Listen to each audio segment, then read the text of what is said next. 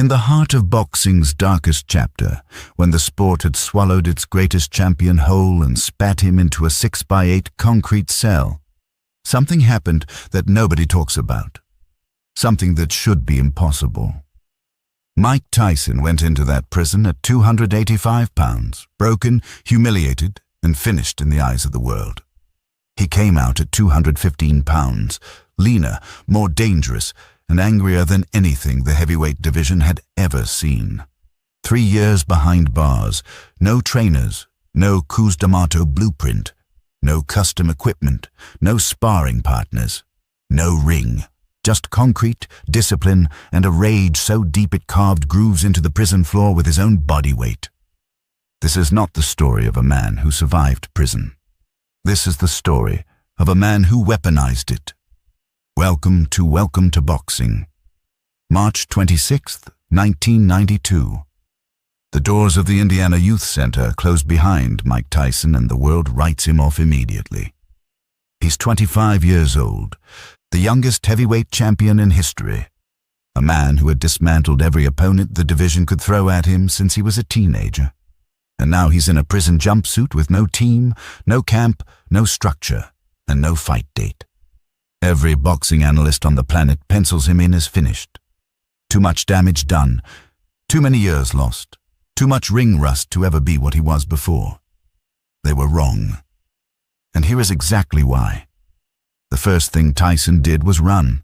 8 to 9 miles every single morning around the prison yard. Not jogging, running, at pace. In the sun, in the rain, through Indiana winters that dropped below freezing, and when the yard closed at night and the cell door locked behind him, he didn't stop. He ran in his cell for 4 hours straight. Jumping, stepping, pivoting on that concrete floor. No cushioned track, no treadmill, no recovery shoes. Just a man in a 6x8 box running until his feet carved literal indentations into the concrete. Think about that. He ran so hard, night after night, that he physically indented a concrete floor with his own body weight. You cannot fake that.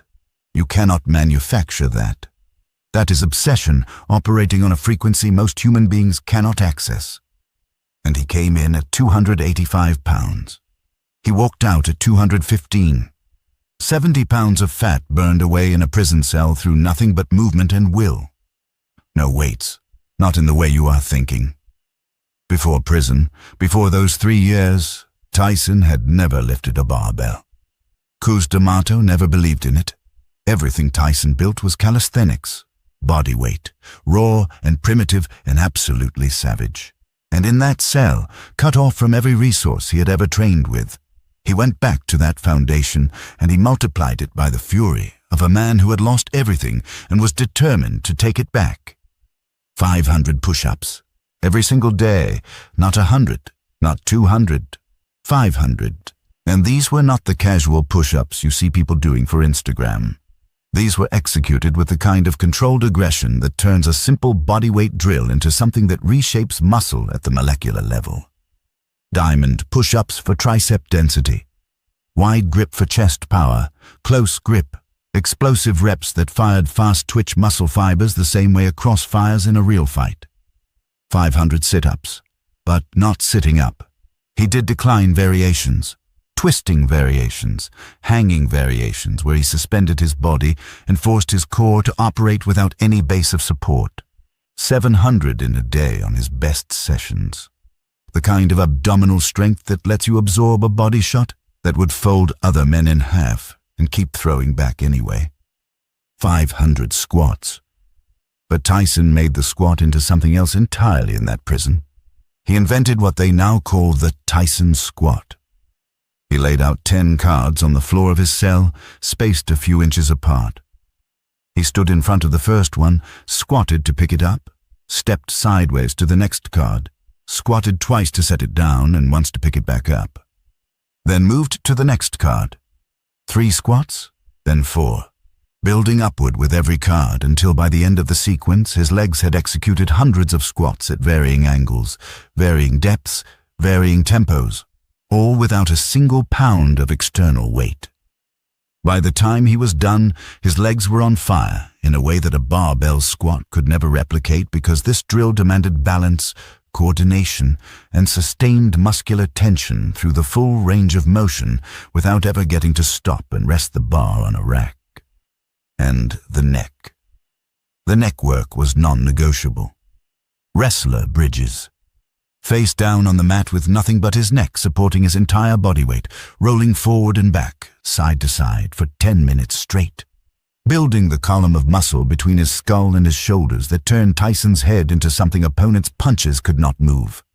You could land your best shot on Mike Tyson's chin and his head would barely snap. That is neck training. That is what separates a man who gets rocked from a man who absorbs and keeps coming. Shadow boxing.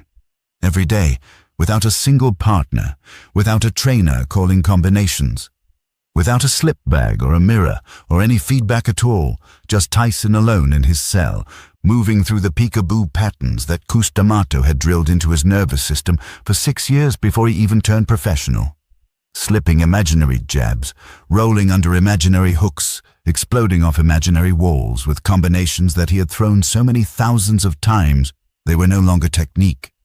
They were reflex, they were breathing, they were as automatic as his heartbeat. He read. That surprises people, but it matters.